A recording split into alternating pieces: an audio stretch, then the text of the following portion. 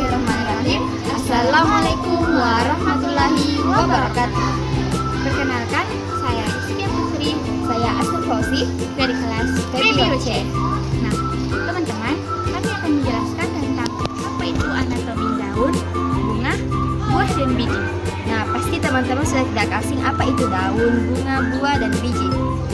Mari simak penjelasan kami. Teman-teman, pertama saya akan menjelaskan tentang anatomi dan struktur daun. Nah, anatomi daun adalah ilmu yang mempelajari struktur internal daun dan bagian-bagian yang menyusun daun. Nah, struktur anatomi daun yaitu terdiri dari epidermis, di mana epidermis itu menjadi lapisan atau struktur terluar dari daun. Kemudian mesofil. Nah, seperti pada gambar, mesofil yang ada pada daun itu ada dua jenis, yaitu mesofil palisade dan mesofil bunga karang.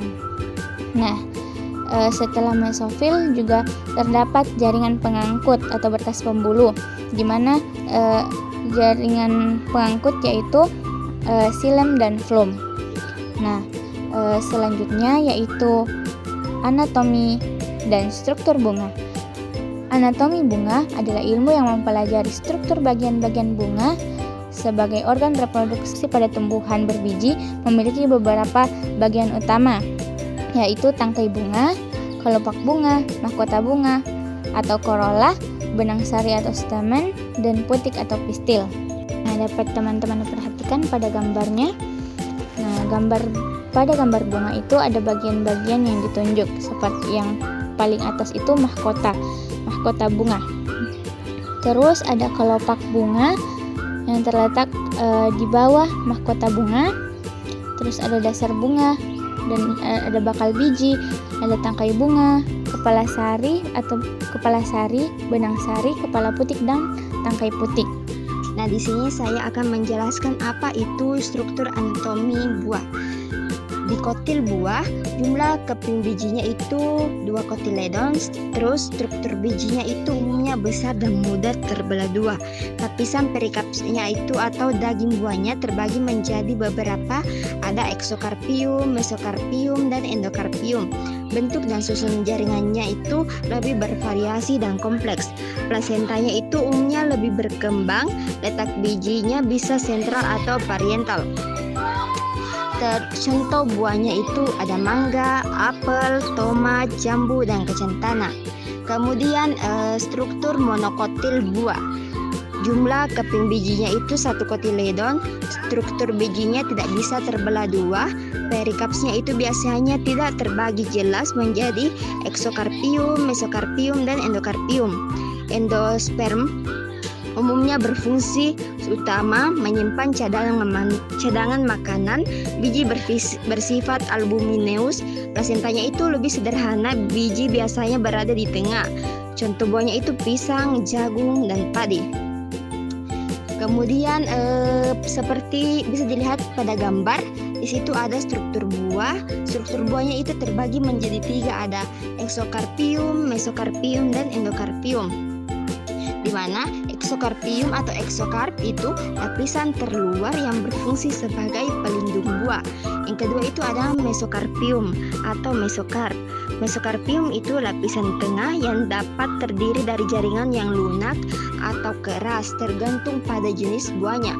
Yang ketiga atau yang terakhir itu ada endokarpium atau endokarp, lapisan dalam perikarp yang membungkus biji atau ruang biji.